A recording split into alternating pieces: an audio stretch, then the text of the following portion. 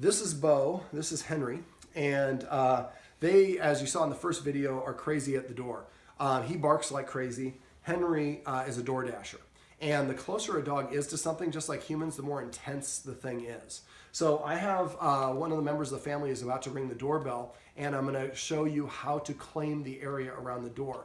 Now, it's helpful when you're doing this to have somebody text or call us ahead of time when our spouse or somebody's coming on the way home. Text ahead of time, door exercise. That gives us a chance to stop all the things that we're doing, because usually when people come to our door, they catch us by surprise, and then we're trying to turn off the oven and mute the TV and hang up a phone call and wash our hands and then get the dog to stop barking and answer the door. And the dog's like, look how fast she's moving. She never moves as fast. What changed? There's some jerk at the door. So she's gonna, the guardian's gonna stay right there, and I'm gonna just show you how to do this using the escalator consequence. So I'm gonna pick one of the dogs first. In this case, I'm gonna pick Beau, because he's the more animated dog. So I'm gonna put my back to the door, and I'm gonna walk towards him to move him this way.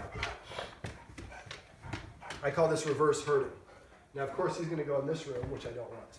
Let's see if we can get him going this way.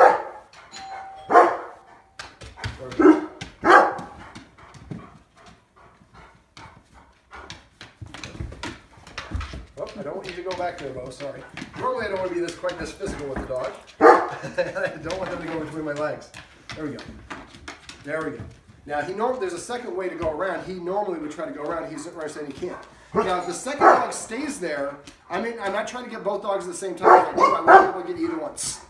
All I'm doing at this point is forcing this line. The dog can't go from the carpet onto the wood. And I'm going to wait until he settles down before I try to go get the second dog. Now, if he SITs or LAYs, I'm going to move backwards right away.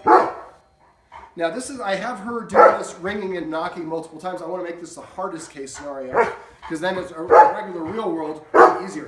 But you notice his barking is a lot less different, a lot less than normally would be somebody at the door, because I'm already moving him away. And this gives me a chance to demonstrate being a leader, because I'm handling the door. Now, if I try to start moving away, when he comes forward, I'm going to rush towards him as my way of saying no.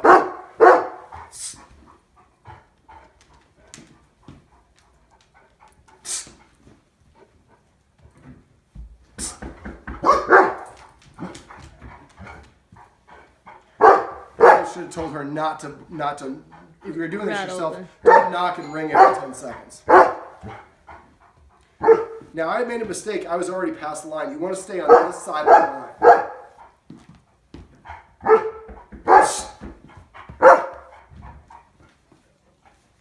So he sits, I take a step backwards. Okay. I pause between each step. Do you want me to have her stop? Nope. Okay. And now he's here. I have to keep my hips pointed. If I turn to go get him, my hip authority's going this direction, he's going to come in. So now I'm going to do the same thing to him. But he's my priority. So at any point he crosses the line, then I'm going to go get him. Now normally I do what I just did there, but now he's coming over here, so now I can defend and keep both dogs here. Now when we answer the door, it's actually a whole bunch of little steps. We think of it as just one thing. But it's actually getting up, walking the door, unlocking the deadbolt, unlocking the regular door, all the rest of that. So I'm going to break those down in individual steps and teach the dogs, help them practice the behavior I want for each step along the way. Yeah, actually, we want to call her while you're two-handed and have her wait. Otherwise this video is going to be like 15 minutes long. So he sits down, I take a step backwards. Pause, step backwards. And if he crosses the line, I'm rushing at him like he stole something. Anymore. Just stay there.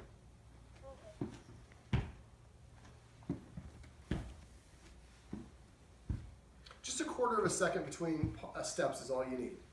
When I get to the door, I'm going to keep my authority pointed at them, and I'm going to reach for the deadbolt first. Now watch the dogs as soon as they hear the sound. Usually that causes them to come forward. But see how that sudden movement moved him back? Mm-hmm. So if you move slow, they won't buy it. And if they're still there, bump into them as you come toward. So I want to break down, answer the door. So I'm going to do the deadbolt. Teach them just because you hear the sound doesn't mean you have permission to rush it. Next one is the handle itself. I want to make it as noisy as possible. Then when I'm going to open it, I actually shift to this side. I put it just an inch first. Up. Any point they cross the line, I abort and rush.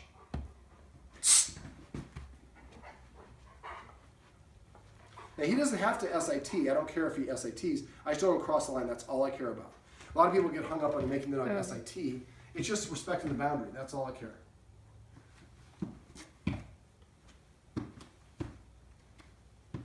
That's somebody else's house. I never know how many steps I have to go back. I'm going to wait for him to LA because I knew he was coming. Then I open the crack. Stay there. Then I take a step forward and open it behind me. And I'm saying if you want to go to me, no, wait there, that you got to go through it.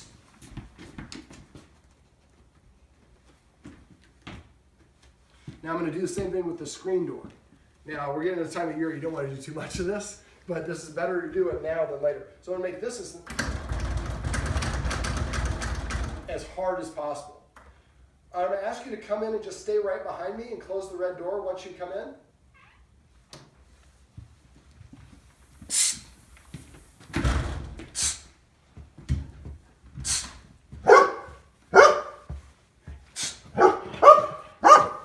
Now, if this is too difficult, if you have a house with a bigger gateway like this, some people put rocks or move the chair over a little bit to make this a smaller space.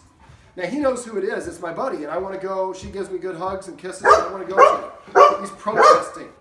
I don't care, because he's just not allowed to go there. I'm not going to engage with that or tell him no. I just want him to stay where he is. Now, as you're walking backwards, again, you're stopping between each step. Whenever your dog gives you a sit, you want to try to take a big step backwards right afterwards. Some dogs, when you do that, that'll cause them to come forward. If that's the case, then wait a second before you take a step back. Now, when I get back to where my guest is, let's say I'm a family member, and this is another family member. If I want to give her a kiss, I would keep my chest, everything below, facing here and just turn my head. If I want to give her a hug, I would keep my head above, facing here, and give her a hug this way. So above or below the neck is going to be facing the dogs the whole time. So what we did is we taught them for each individual step of the door how I want the dog to behave, which is to stay behind this line. Now, this is one of my favorite exercises to do because it takes about 6 to 15 times. After a while, the dogs will come to the line right there and then turn around and be like, are you going to go answer that or what? And they wait behind the line on their own. But it's helpful if it's a real guest, you're rushing. If it's a family member, you know who it is, and they're in on it with you. So you don't have to rush or worry about it. Now, right there, he's across the line, but he's respecting the spirit of the law because he's not coming across. Now, sometimes he'll lay down and then start barely crawling. If he does that, then make it 0 tolerance. You can't even put one pinky toenail over it. All right, well, this is what I like to, this is a video that teaches you how to teach your dogs to stay behind an invisible line.